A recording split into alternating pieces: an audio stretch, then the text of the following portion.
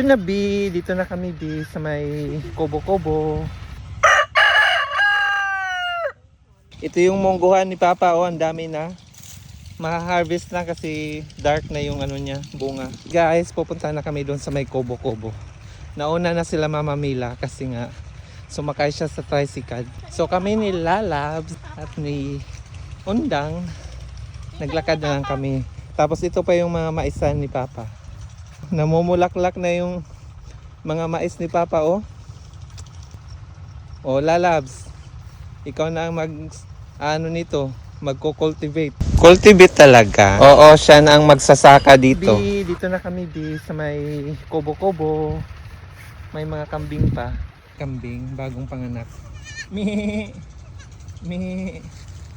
Punta tayo dun sa may Kobo. Nandito rin yung tractor ni Papa Juanito. Ayan.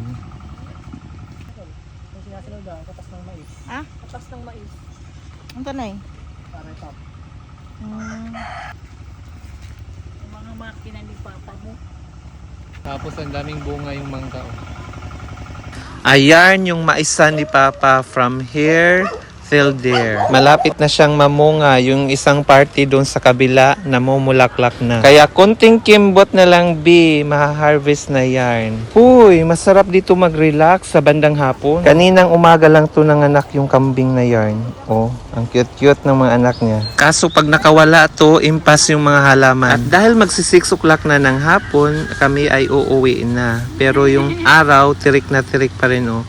Pero hindi na siya masakit sa balat. Tingin muna kami dito ng magugulay. Dahil may mga pananim pa dito si Papa na sitaw tsaka munggo. Dito sa Pangasinan, matipid yung mga tao dahil more on gulay sila. Namimitas lang sila dito ng magugulay for lunch, for dinner. Dahil malawak yung kapatagan dito, basta masipag ka lang magtanim, may magugulay ka talaga. At dahil tag-init ngayon dito sa Pangasinan, halos lahat ng mga pananim dito, mais, munggo, sitaw, mani, yung mga pananim na hindi kailangan ng maraming tubig or yung pang-upland talaga ng mga halaman. Upland? How about lowland? May paganorn. At yung bulaklak ng kalabasa, ginugulay din yan dito sa Pangasinan. Sa Bisaya, sa Leyte, hindi namin alam yan. At ito na yung mga sitaw na pwede gulayin. Mamimili kami ng medyo mura-mura pa. Ibang klaseng sitaw to, yung hindi gumagapang.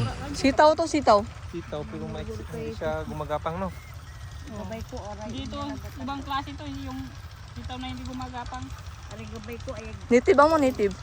Tulad niyan, hapon na, maganda mag-harvest dito kasi nga refreshing yung hangin B.